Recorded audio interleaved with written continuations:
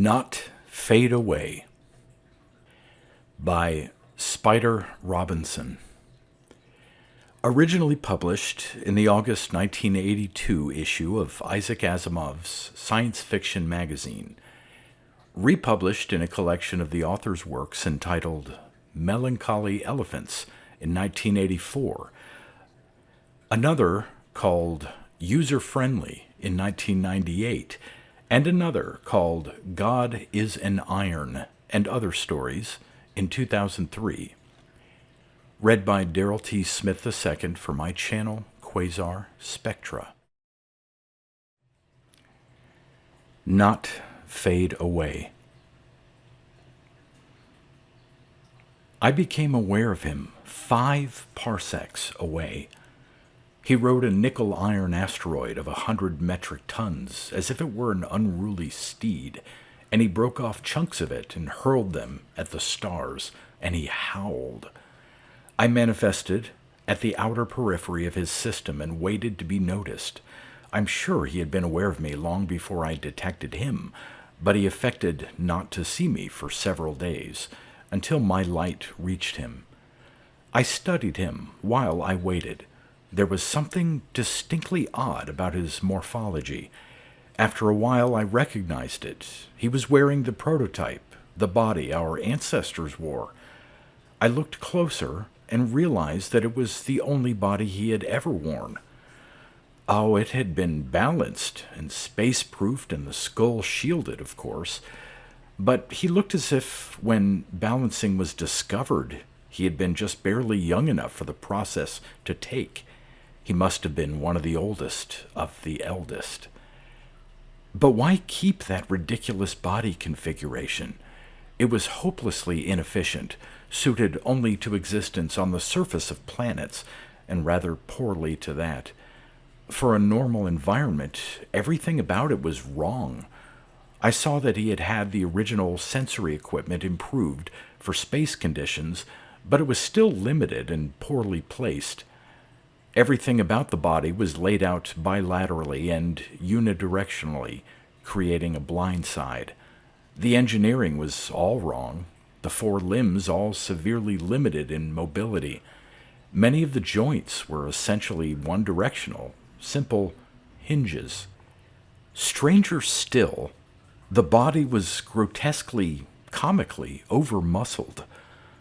Whenever his back happened to be turned to his star, the 40-kilo bits of rock he hurled achieved system escape velocity, yet he was able to keep that asteroid clamped between his great thighs. What individual ever, much less routinely, needs that much strength in free space? Oddest of all, of course, his mind was sealed.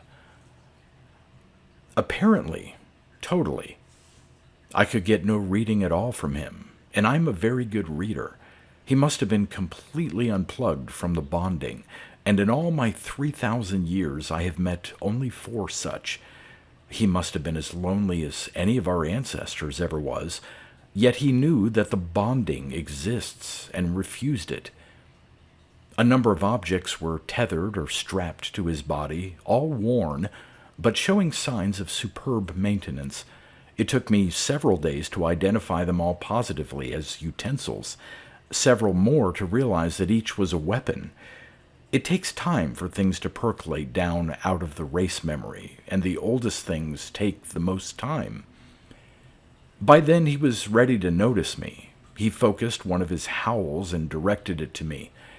He carefully ignored all the part of me that is bonded, addressing only my individual ego with great force. "Go away." "Why?" I asked, reasonably. "Go away at once, or I will end you."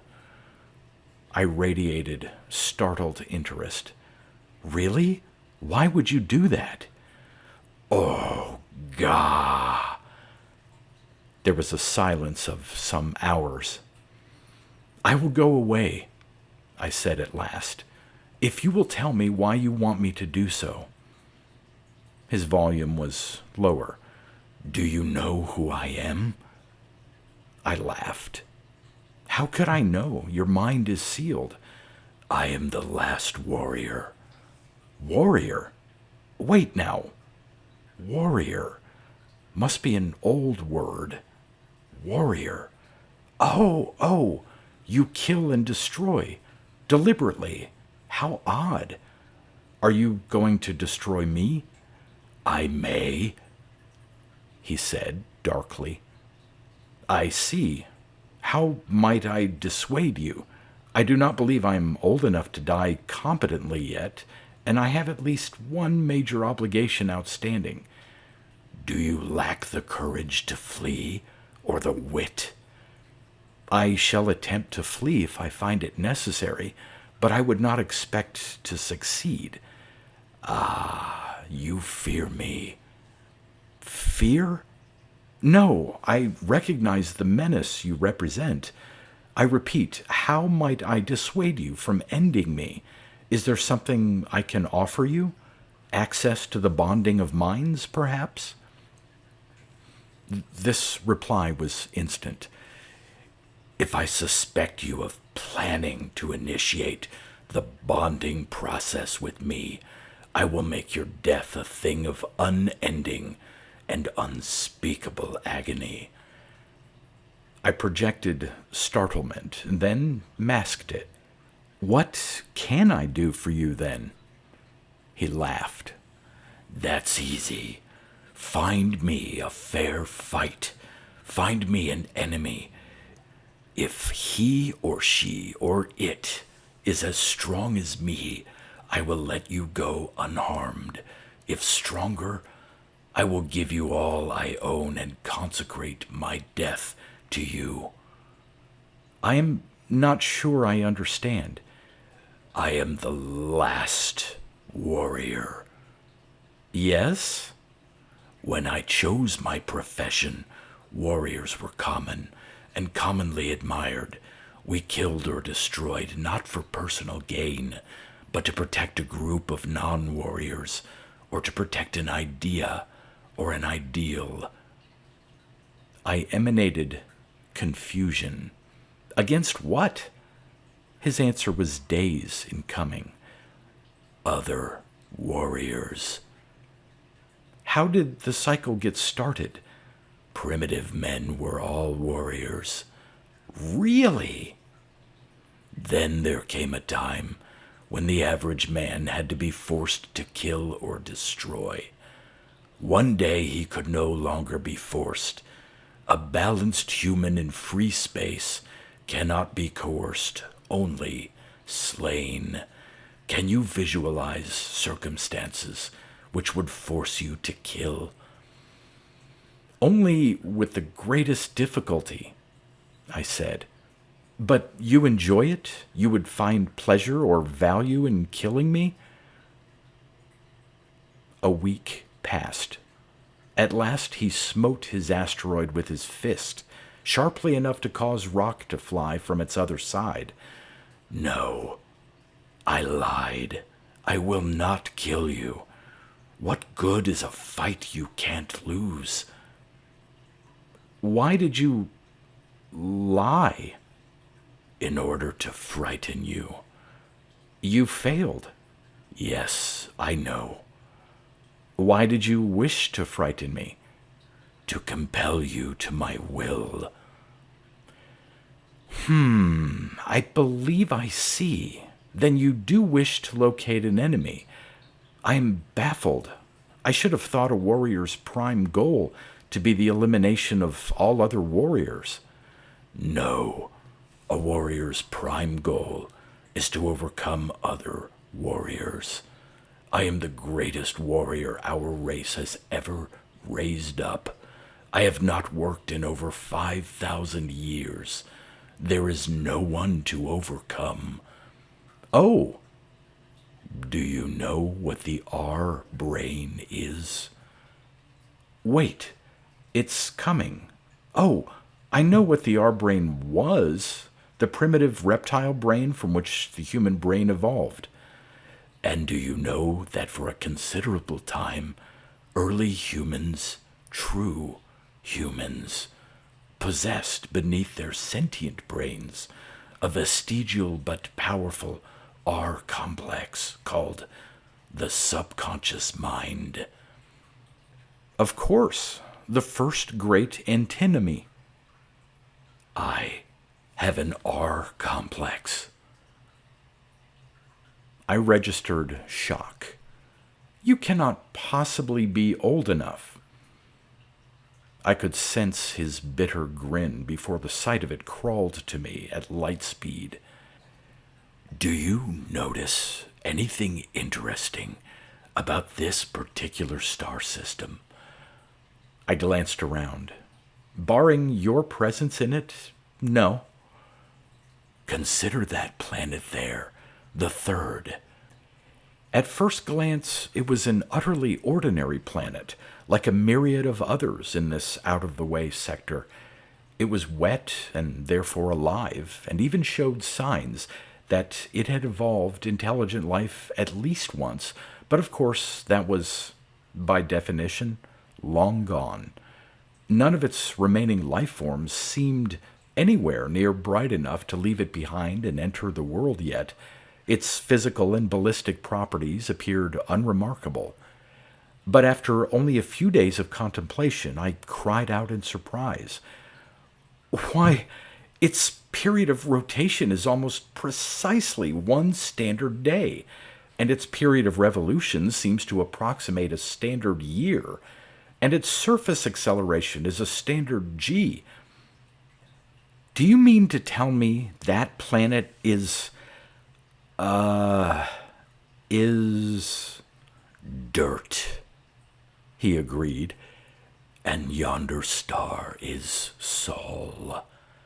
And you imply that, yes, I was born here, on that planet, in fact, at a time when all the humans in the universe lived within the confines of this system and used less than half the planets at that.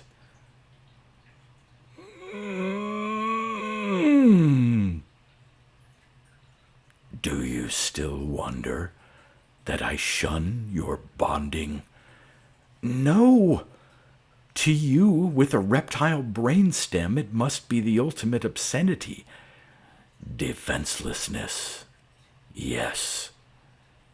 A thing which can be neither dominated nor compelled, and which itself will not dominate or compel. You must hate us. You could be healed. The reptile part of your brain could... I could be gelded, too. And why not, since none will breed with me? Yet I choose to retain my gonads and my R complex. Call it habit. I see. I paused in thought. What prevents you from physically attacking the bond? I believe that at this point in history you could harm it greatly, perhaps even destroy it. I repeat, what good is a fight you can't lose? Oh. In the old days there was glory. There was a galaxy to be tamed, empires to be carved out of the sky, mighty enemies to challenge. More than once I pulverized a star. With 4 allies I battled the 10 of Algol, and after 2 centuries broke them. Then were other sentient races found in the inner neighboring arm of the galaxy, and I learned the ways of fighting them. He paused. I was honored in those days. I was one of mankind's saviors. A terrible chuckle. Do you know anything sorrier than an unemployed savior? And your fellows? One day it was all changed. The brain had evolved. Man's enemies were broken or co-opted. It became clear that competition for unlimited wealth is insane. Peace broke out. The cursed bonding began. At first, we fought it as a plague, swallowing our charges. But ere long we came to see that it was what they had freely chosen. Finally there came a day when we had only ourselves to fight. And we fought. Whole systems were laid to waste. Alliances were made and betrayed. Truly frightening energies were released. The rest of mankind withdrew from us and forgot us. I can see how this would be. Man had no need of us. Man was in harmony with himself and his neighbors, and it was now plain that in all the galaxy there were no threatening races extant or imminent. For a long time we had hope that there might lie enemies beyond this galaxy, that we might yet be needed. And so we fought mock combats, preserving ourselves for our race. We dreamed of once again battling to save our species from harm. We dreamed of vindication. A long pause. Then we heard of contact with bondings of sentient beings from neighboring galaxies. The unification began. In rage and despair we fell upon each other, and there was a mighty slaughter. There was one last false alarm of hope when the malign bonding of the Crab Nebula was found. His voice began to tremble with rage. We waited for your summons, and you...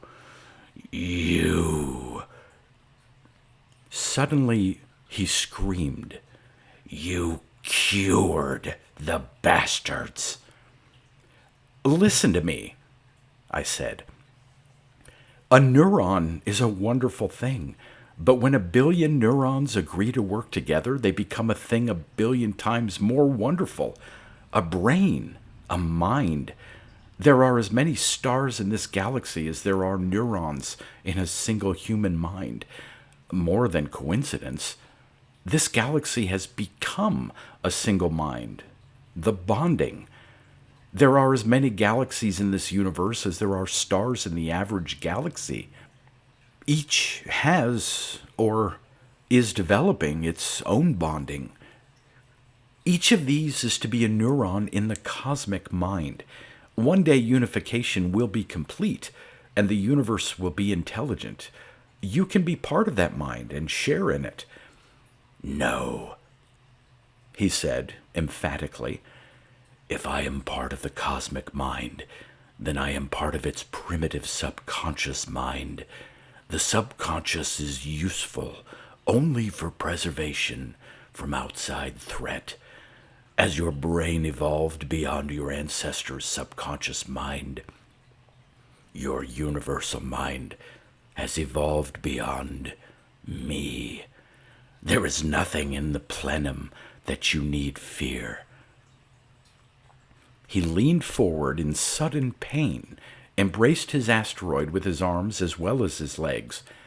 I began moving closer to him, not so rapidly as to alarm him if he should look up, but not slowly. "When we understood this," he said, "we warriors fell upon each other anew. 4 centuries ago, Jarl and I allied to defeat the one in red. That left only each other. We made it last as long as we could. Perhaps it was the greatest battle ever fought. Jarl was very, very good. That was why I saved him for last." "And you overcame him?" "Since then I have been alone." He lifted his head quickly and roared at the universe. "Jarl, you son of a bitch! Why didn't you kill me?" He put his face again to the rock. I could not tell if he had seen me approaching. And in all the years since, you have had no opponent? I tried cloning myself once. Useless. No clone can have my experience and training. The environment which produced me no longer exists. What good is a fight you cannot lose? I was coming ever closer. Why do you not suicide? What good is a fight you cannot lose? I was near now. Then all these years you have prayed for an enemy? I. His voice was despairing. Your prayer is answered. He stiffened. His head came up and he saw me. I represent the bonding of the crab, I said then. The cure was imperfect. And I did direct at him a laser. I was near, but he was quick, and his mirror shield deflected my bolt even before he could have had time to absorb my words. I followed the laser with other energies, and he dodged, deflected, or neutralized them as fast as they could be mounted. There was an instant's pause then, and I saw a grin begin slowly and spread across his face. Carnivore's warning. He flung his own weapons into space. I am delivered, he cried, and then he shifted his mass, throwing his planetoid into a spin. When it lay between us, I thought he had struck it with both feet, for suddenly it was rushing toward me. Of course, I avoided it easily, but as it passed, he darted around from behind it, where he had been hidden, and grappled with me physically. He had hurled the rock, not with his feet, but with a reaction drive. Then did I understand why he kept such an ancient body form, for it was admirably suited to single combat. I had more limbs, but weaker, and won by my own weapons were torn from me and hurled into the void. Meanwhile, mental energies surged against each other from both sides, and space began to writhe around us. Mentally, I was stronger than he, for he had been long alone, and mental muscles can be exercised only on another mind. But his physical power was awesome, and his ferocity a thing incomprehensible to me. And now I see the end coming. Soon his terrible hands will reach my brain case and rip it asunder. When this occurs, my body will explode with great force, and we shall both die.